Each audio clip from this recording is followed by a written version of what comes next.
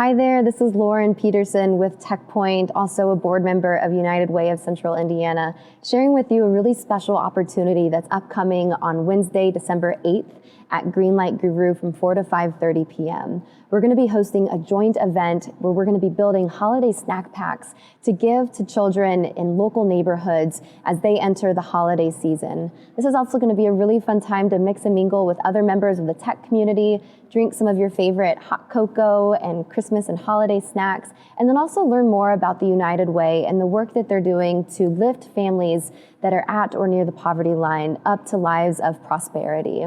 Now, if you're not able to attend, that's okay. We'll have another opportunity for you to engage by participating in a virtual book drive that will also support Read Up, which is a literacy initiative through the United Way supporting third graders in their reading efforts.